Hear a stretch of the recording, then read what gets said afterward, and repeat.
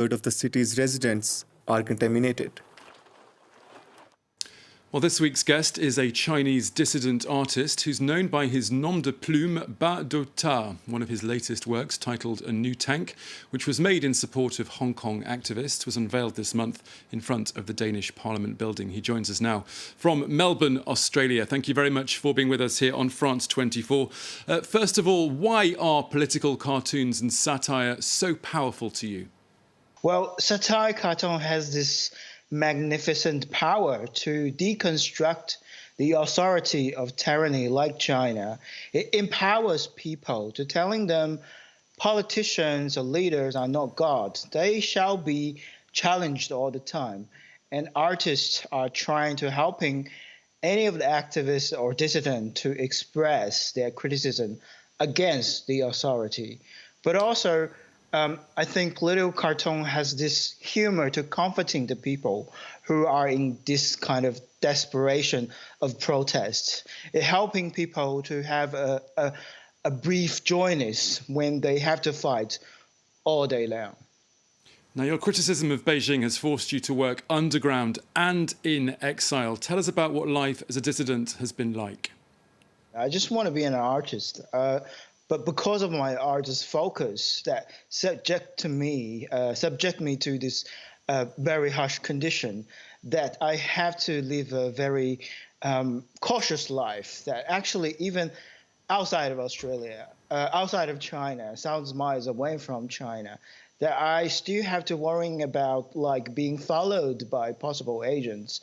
My internet or mobile phone got cyber attack all the time. I have to use VPN to get access to internet, even outside of China. And this is just a part of the reality that I have to live in.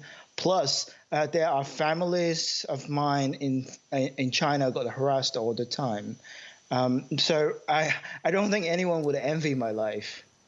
Now, we've seen the ongoing pro-democracy movement return to the streets of Hong Kong recently. China's parliament has now overwhelmingly approved directly imposing national security legislation on Hong Kong. How do you see the situation in the city panning out there? I think that is a very dangerous move. They're showing the world the Chinese government do not really care about human rights or democracy. Because we used to see Hong Kong as a lighthouse for a possible change for mainland China. Maybe because Hong Kong's different, it will bring in, the hope of democracy and freedom for this country. But now all of this has been bankrupt. The so-called one country, two system is totally dead. And I think this is basically the last nail on the coffin of Hong Kong's freedom and autocracy, and Hong Kong's autonomy. So this is really a bad moment for all of us. I have to emphasize on this, that Hong Kong's freedom are not just for the people in that city. It is also a front line of battling between authoritarian society and the free society, like all of us are enjoying now. So it's really bad news for me and for every one of us. Now, China is, of course, the epicenter country where this whole COVID-19 pandemic stems from. What is your view of Beijing's management of this health crisis? Well, obviously, it's very problematic and inhumane. We all know in the very beginning that China tried its best to covering the pandemic or the outbreak. It silenced people like Dr. Li Wenliang, who are the whistleblower doctors, try to, warning the people around him. Then the China is moving with this very brutal locking down. We all see the price that the residents in Wuhan has paid.